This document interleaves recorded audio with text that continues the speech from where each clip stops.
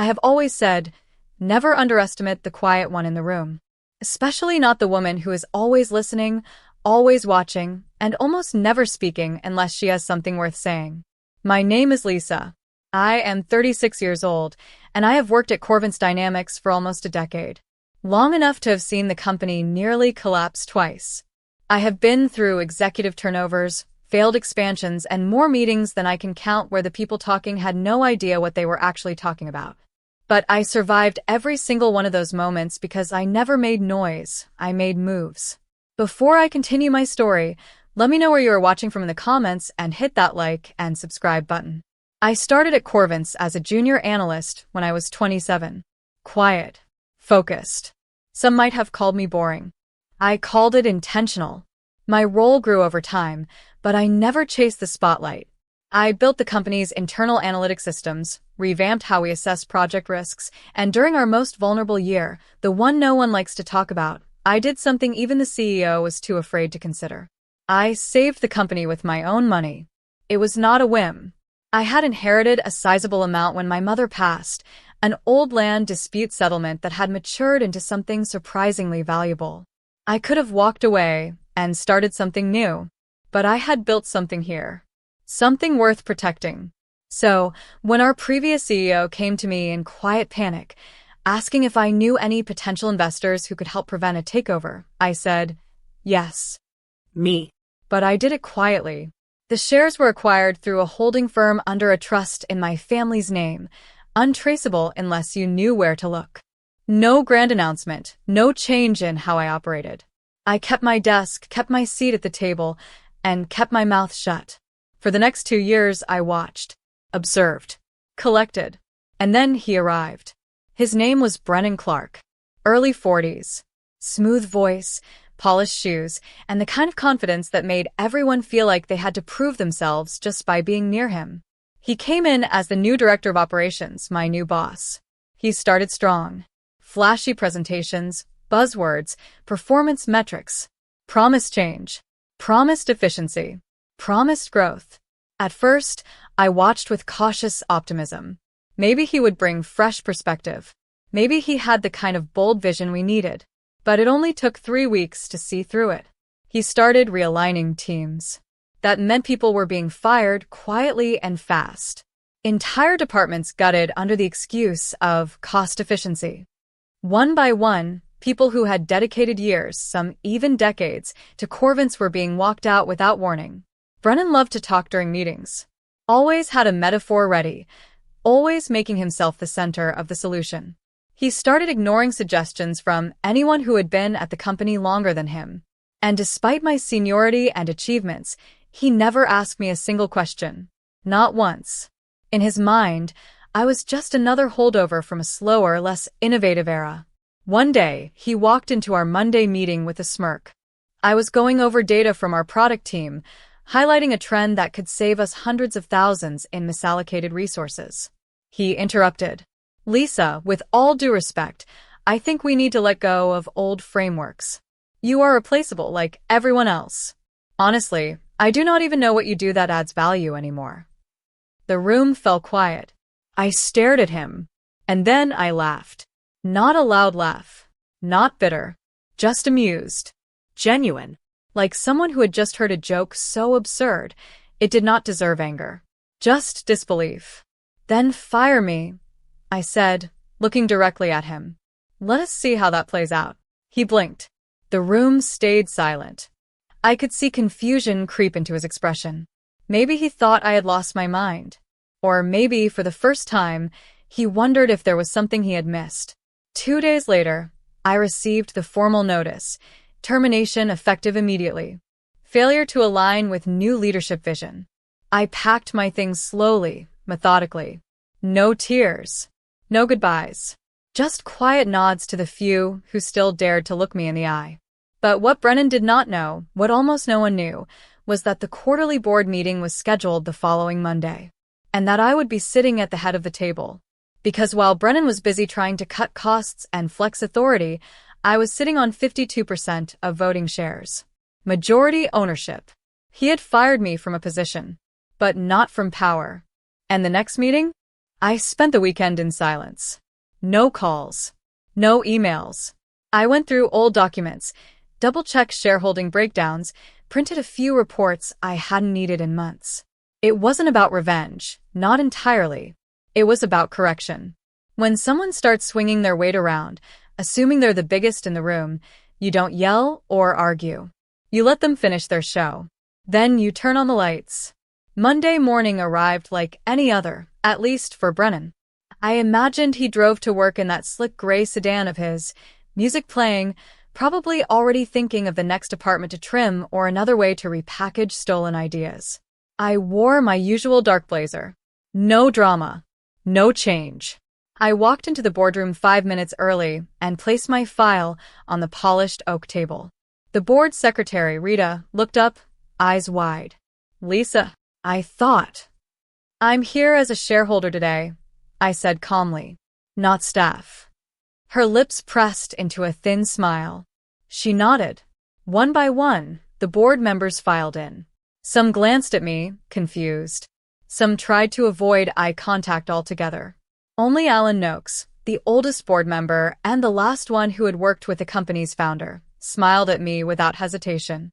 He had always known more than he let on. Then Brennan entered. He froze for half a second when he saw me, then recovered with a smug grin. "Did no one tell you this meeting's for senior leadership?" "Correct," I replied evenly. "And shareholders, which I am." He laughed, a bit too loud. "Well, unless you've got a couple million shares hidden in your purse, I'm pretty sure." "I control 52% of voting shares in Corvin's Dynamics," I said. The room fell silent. Alan leaned back, his eyes flicking to Brennan. Rita's pen stopped moving. Brennan stared at me, trying to figure out if this was a joke or some kind of bluff. "I don't believe you," he said eventually. I opened my file. I didn't throw it across the table. I didn't raise my voice. I just slid the paperwork forward with the calm precision of someone who had waited years for this exact moment. "All verified by corporate counsel," I added. "You'll find the documentation from the transfer agreements and trust structuring, some of which your own legal team signed off on 2 years ago, under a different name. You should really read internal reports more closely." He didn't even touch the papers. Just stood there, blinking. His mouth opened, then closed. "Shall we start the meeting?" I asked, as if nothing had happened. To his credit, Brennan didn't storm out. He sat, rigid, sweating slightly at the temple. I let the other board members begin the usual updates, sales, operations, projected targets, but I could feel Brennan's eyes on me the whole time, burning with disbelief. Then came the ethics report. I requested to speak first. "I'd like to raise a formal concern regarding executive conduct." I began, my tone neutral. "Specifically, the termination of employees without proper consultation, disregard for internal due diligence, and the creation of a hostile work environment under the guise of leadership restructuring." I slid another file across the table. This one was thicker. I had spent the weekend compiling names, emails, witness statements. People who had left without warning. People who had been demoted or pushed aside. People too scared to speak up. I had been collecting this for months. Waiting. Watching. Letting Brennan dig his own hole. And he had. Eagerly. "What exactly is this?" he snapped, breaking his silence. "An ethics violation report," I said, "with a request for internal investigation." "You don't have that authority." "I do now." One of the board members, a woman named Sia, finally spoke. "Is this accurate, Lysa?" "Every line," I said. "You can verify all of it." I kept everything, timestamps, backups, internal policies, external counsel reviews. I knew this day might come. It was quiet for a long moment. Then Alan spoke, voice calm but firm. "I think we should vote on a temporary suspension of Mr. Clark pending a full review." Brennan turned red. "You can't be serious." But they were. And when the vote passed, 8-1, he stood slowly, still trying to smile, still trying to pretend this wasn't happening. He looked at me one last time before leaving the room. "You think you've won something?" "No," I said. "I've protected something. Big difference." He left. I sat back in my chair, breathing quietly. The company would be a mess for a while. There would be legal reviews, HR procedures, reassignments. But at least now the bleeding would stop. The quiet voices might return. The fear would fade. And I wasn't finished. I didn't just want Brennan out. I wanted to rebuild the culture he tried to burn down. With facts. With focus. With the same calm precision he thought made me weak. The hours after Brennan's suspension weren't triumphant. They were quiet. Purposeful. I didn't walk out of the boardroom to applause or nods of respect. Just muted stares, cautious questions, and a few relieved glances from the employees still brave enough to meet my eye. Power, when it shifts, doesn't announce itself. It settles. I knew the board wouldn't ask me to take over immediately. Not officially. Titles are political, and half the members still weren't sure whether I was the answer or just the lesser threat. But when they quietly asked me to step in temporarily, I didn't correct them. I didn't want the title. I wanted control. By the end of that week, I was running strategy meetings again, this time from the head of the table. Not everyone adjusted easily. One executive, Peter Lang, kept talking over me in meetings, pretending I wasn't there.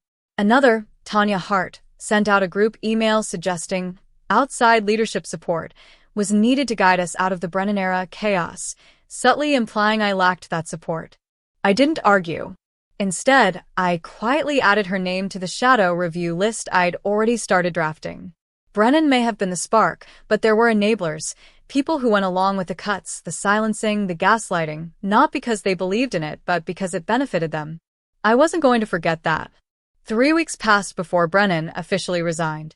I wasn't in the room when it happened. I didn't need to be. He submitted a short, clipped letter. Differences in long-term direction. No mention of the investigation. No apology. Just a man trying to exit the story he no longer controlled. His final day, he left early.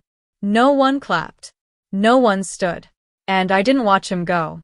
That same afternoon, Alan Oakes, our most senior board member, called me into his office. The kind of room lined with dark shelves and soft leather chairs, built for long conversations and short decisions. He poured tea. No words at first. Then he looked at me and said, "You didn't want this job, did you?" "No," I said honestly. But I couldn't leave it in the wrong hands. He nodded, slow, thoughtful. "We've had a few of those lately." I didn't respond. After a long pause, he leaned forward. "We'd like to make your role permanent. Executive Director of Strategic Operations. No ceremonial title. You call the shots from here forward. Quietly, if you prefer." I accepted. Not because I needed validation, but because I needed the structure. You can't rebuild from the sidelines. The next few weeks moved fast. I reopened reviews on every department Brennan had touched. Hired back a handful of quietly brilliant people he had discarded. Some weren't ready to return. Some were. All of them were surprised when I called. I didn't think anyone noticed when I left. One of them, a woman named Freya, told me. "I did," I said. I just wasn't in a position to do anything about it then. By now, whispers were spreading through the company. People were curious. Who was Lysa, really? What else had she seen, done, hidden? Some tried to discredit me. Quietly, of course. I heard rumors about an unstable rise to power, about an outsider pretending to be the solution. But others, especially the ones who had been steamrolled and sidelined, they began coming forward. Cautiously. Privately. They told me what Brennan had said in meetings. How he mocked people's ideas when they left the room. How he faked productivity metrics to justify layoffs. How he whispered to junior managers that old guard thinkers like Lysa will be gone soon. Every story I heard just confirmed what I already knew. Silence had almost cost us everything. So I made a new rule. No more silent rooms. I introduced something simple. 10-minute feedback blocks at the end of every leadership meeting. Any level could sit in, submit comments anonymously, or speak directly. No penalties. No filtering. The first few sessions were quiet. But slowly, voices returned. One afternoon, a junior software engineer raised her hand and nervously said, "We've been rewriting Brennan's new system for weeks. It doesn't even match our internal infrastructure." I thanked her, took notes, and then gave her team 2 additional engineers and 3 weeks to build what they needed properly. A week later, she stayed late and left a note on my desk. This is the first time I felt heard in this company. I kept that note, not because I needed the praise, but because it reminded me why I stayed, why I fought, why I had waited so long before revealing the truth. Because real power isn't about shouting over others. It's about making the quiet ones feel safe enough to speak again. People assumed I wanted to be feared when I took the lead. They were wrong. I wanted accountability. There's a difference. Fear fades. Accountability lingers. It creates memory, not obedience. That's what I started building, something that could outlast my presence. Something sustainable. Not just a new structure, but a new spine for the company. Strong, quietly resilient, and honest. But not everyone wanted that. Some people thrived in the shadows Brennan created, where results could be fabricated, credit stolen, blame redirected. Removing him didn't remove the culture he fostered. It just exposed it. And exposure makes people desperate. The resistance didn't start with confrontation. It began with delays. Emails that didn't go through. Metrics that were accidentally misreported. Subtle undermining wrapped in politeness. I knew the signs. One afternoon, I received a calendar invite from Tanya Hart, the same executive who had hinted I wasn't ready for leadership. The title of the meeting, Future Governance Recommendations. Interesting. I accepted. She arrived 10 minutes late, carrying a proposal binder so thick it looked like it had been prepped for months. Thank you for taking the time, she said sweetly. I know you've been overwhelmed lately. I smiled. Only with substance, not ceremony. She laughed politely, then began outlining her pitch, a restructuring of executive oversight. She wanted to introduce a new committee, handpicked, of course, that would lighten the burden on centralized leadership. In plain terms, she wanted to dilute my influence. I let her finish. I didn't interrupt once. When she closed the binder and looked at me for a reaction, I asked one question. Were you planning this while Brennan was still here, or only after he left? Her face twitched. I'm only thinking about the long-term health of the company, she said. Good, I replied. Then you'll appreciate a few additions I've made to next quarter's audit. Her expression faltered. I've asked internal audit to review all executive expenditures and communications dating back 12 months, including discretionary project budgets. Silence. I didn't need to accuse her of anything.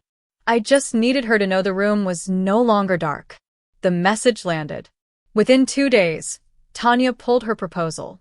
The committee disappeared, and she began showing up to meetings early, not late. I didn't punish her. I didn't need to.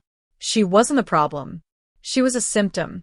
The real issue was the foundation. We had built too much on fear, and fear rewards only those who can fake strength. So I did something no one expected. I held a company-wide town hall. Voluntary. No agenda. Just a microphone, an open room, and time. People were hesitant at first. No one wants to be the first to speak. But eventually, someone stood, a mid-level logistics coordinator named Ren. He asked what everyone was really thinking. How do we know this isn't just another version of the same cycle? Someone gets power, things change for a few months, then it all goes back. I walked to the mic myself. You don't know, I said plainly. But I'm not asking you to believe words. I'm asking you to watch actions. Watch what we fund. Watch who we promote. Watch who gets a seat at the table. That's how you'll know. That day, something shifted. I started meeting with people I had never spoken to before, tech interns, frontline staff, logistics coordinators. Not for reports. Just for perspective. Some executives found this threatening. I didn't care. One thing I learned from being underestimated for so long is that the real map of a company doesn't live in org charts. It lives in how people feel when they open their laptop every morning. I found the cracks. And I filled them. A month later, we published the company's first ever transparency report. It outlined where every dollar went, what failed, what succeeded, what we were fixing. We didn't spin anything. We didn't hide numbers. There was backlash, of course. Investors hate honesty when it shows weakness. But I had the votes. And the silence that followed wasn't disapproval, it was recalibration. We were resetting the tone. Behind the scenes, I started mentoring a handful of younger women in the company. I didn't tell them how to climb the ladder, I showed them how to build their own. How to document, how to speak in meetings without apology, how to stay calm when someone tries to rattle your composure. Because someone always will. One of them, a bright analyst named Cam, told me after a meeting, "I've never seen someone take back a room with just a sentence." I smiled. That's because I never start the fight. I just finish it. I could see it, the beginning of something better. Not perfect, not permanent, but better. And just when the dust was settling, just when the fear was fading and the real work was taking root, a new face appeared in the boardroom. The board had approved a new, strategic consultant. External. High profile. Male. He shook my hand with a smile too rehearsed. "Heard a lot about you, Lysa." I smiled back. "I'm sure you have." He took a seat, opened a leather notebook, and just like that, the room shifted again. A different kind of challenge was coming, and I was ready for it. He introduced himself as Daniel Maris. Slick, smooth, polished. The kind of man who always knew where the light was in a room and how to stand just under it. Harvard tie, thin watch, confident handshake that lingered half a second too long. "Just here to observe," he said in the first meeting. "Help align long-term vision with measurable outcomes." That was corporate speak for, "I'm here to watch you, possibly replace you. Smile accordingly." I did. He wasn't unkind. He wasn't overt. That would have been easier. Instead, he asked a lot of questions about my decisions, my background, the culture shifts I'd initiated. "All very bold," he said once, flipping through our transparency report. "You're clearly not afraid of scrutiny." "I invite it," I replied. But he wasn't just reading reports. He was reading the room. He took executives to coffee, walked the floors, slid himself into conversations, then just lingered, listening, smiling. It didn't take long for the whispers to start. "Maybe the board's bringing in Daniel to transition Lysa out. She's done a lot, but she's not really traditional leadership." I expected it. Change makes people uncomfortable. But what they didn't know is that I had seen Daniel's type before. Many times. Men who appear collaborative while slowly collecting leverage. Who build consensus by charm, then shift direction by committee. But this time, I wasn't operating from the sidelines. I was already in the room. So I didn't fight Daniel. I didn't block him. I invited him into everything. Every data meeting, every team review, every off-site strategy session. I showed him everything we were fixing and everything we still hadn't. And I waited. One afternoon during a budget meeting, he leaned forward. "You've got 3 legacy systems bleeding money. Why haven't you cut them yet?" I replied, "Because they hold 10 years of client data. If we cut before a proper migration, we risk trust and lawsuits." He raised an eyebrow. Not many execs think that far out. "Most execs aren't accountable to their own silence," I said. He didn't respond. That was the first time I saw him hesitate. Over the next few weeks, something shifted. His questions became sharper, not undermining, but real. He stopped testing me and started learning. We debated. We challenged each other. And then, one day, quietly, he stopped walking around with a notepad. He started asking me what my vision was. I told him. I told him about what it meant to feel invisible in a company you helped build. About surviving leaders who use politics to bury people. About watching innovation get strangled by ego. I told him the quiet truth I'd carried for years, that the people most worth listening to are usually the ones too scared to speak. Daniel listened. Not out of strategy, but out of recognition. One afternoon, over coffee, he said, "I thought you were just guarding a title. Now, I realize you're guarding something a lot bigger." "I'm guarding the future I didn't get to grow in," I replied. He nodded. "Then let me help build it." That's when I knew I had won. Not the war, not the position, but the culture. Because when someone like Daniel stops watching and starts contributing, the room changes. We turned a corner. 6 months later, Retention was at an all-time high.